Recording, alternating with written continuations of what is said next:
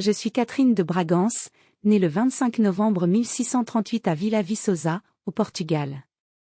Mon histoire est étroitement liée à celle de l'Angleterre, où j'ai servi comme reine consort aux côtés de mon époux, Charles II, de 1662 à 1685. Mon mariage, bien que stratégique, a été marqué par des défis personnels, politiques et culturels, qui ont forgé ma place dans l'histoire anglaise. Je suis la fille de Jean IV du Portugal, qui a restauré l'indépendance de notre royaume après des décennies de domination espagnole.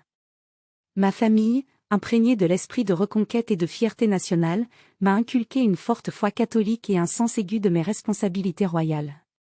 En 1662, mon mariage avec Charles II fut arrangé, scellant une alliance entre l'Angleterre et le Portugal.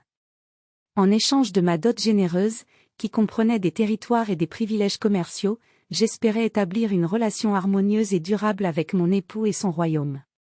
Mon arrivée en Angleterre fut cependant marquée par des différences culturelles et religieuses profondes. Moi, fervente catholique, je me retrouvais dans un pays où la méfiance envers le catholicisme était omniprésente. Mon mariage ne fut pas béni par la naissance d'enfants, ce qui fut une source de grande tristesse pour moi et d'inquiétude pour la couronne. Le fait que je n'ai pas pu donner d'héritier à Charles contribua à ma marginalisation progressive à la cour. La vie à la cour anglaise n'était pas facile.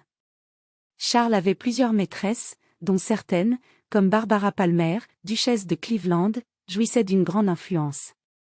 Leur présence et le fait que Charles ait eu de nombreux enfants illégitimes furent pour moi une humiliation publique, mais je choisis de maintenir ma dignité en me consacrant à mes devoirs royaux et à ma foi. Malgré ces difficultés, je laissai ma marque sur la société anglaise. Par exemple, je suis souvent créditée d'avoir introduit le thé comme boisson populaire en Angleterre, une tradition qui a perduré bien au-delà de mon époque. De plus, j'ai encouragé les arts et la culture, et mon influence se fit sentir dans le soutien aux artistes et aux musiciens.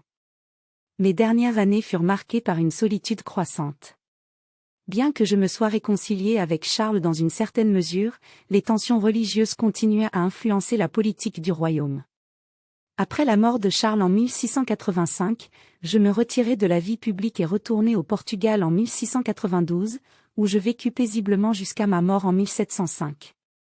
Mon passage en Angleterre, bien que difficile, a contribué à renforcer les liens entre mon pays natal et ma patrie d'adoption. J'ai cherché à incarner la dignité et la fidélité, malgré les épreuves personnelles que j'ai endurées.